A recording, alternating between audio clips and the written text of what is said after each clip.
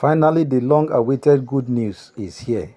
Donald Trump has fulfilled his initial promise, which he made, previously in the month of November, where he gave a very sound warning that if nothing is done to put an end to the terrorism and the killing of Christians that is happening in the north, that he is going to instruct his Department of War to take over and release airstrikes. So it has been fulfilled on the 26th of December, where Donald Trump ordered the Department of War to send in airstrike into the northwest part of Nigeria, which landed precisely at Sokoto State. And this resulted in the decimation of the group location in Sokoto State, resulting in the death of most of the terrorist groups. So I just want you to watch this video that I'm about to show you quickly. And don't forget to like, share, and subscribe to stay updated from this channel. Thank you.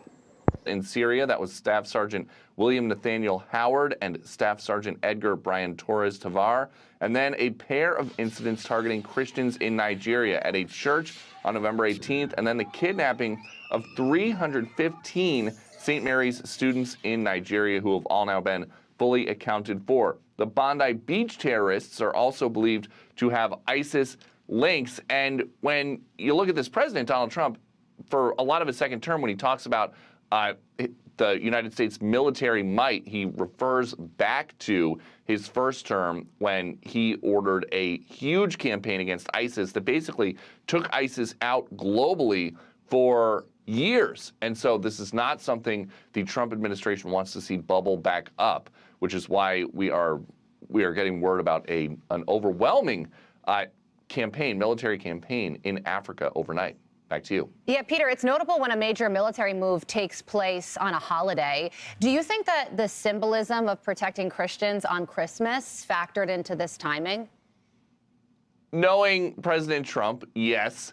And, he's got Raising Cane as the chairman of the Joint Chiefs. He is the person that President Trump credits with coming up with the idea of basically the way that they quickly and decisively took out ISIS in his first term. The president always tells this story about how he was getting a briefing from some military advisors and they said it was going to take months or years to take out ISIS. He talked to Dan Kane, who is now the chairman of the Joint Chiefs, and he came up with a way to do it in weeks or months. And then that was that. And so, yes, the symbolism of doing this on Christmas should not be ignored.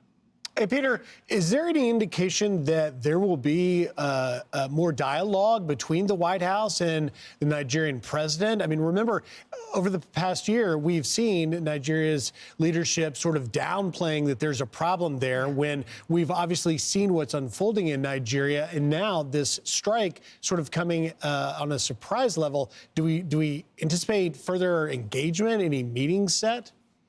We don't have any word about any kind of engagement like that, like you're asking about. And based on President Trump's statement, it would seem like President Trump isn't really eager to engage until ISIS terrorists are basically out of the equation. Peter, you and I have had a chance to cover the White House for quite some time. I'm just curious, in your experience, have you seen anything like this? Is this atypical from your perspective? And what, if anything, might we expect to happen beyond what has already transpired? No, this would be consistent with President Trump's MO, which is to address the threats that global terrorists pose without putting American troops on the ground.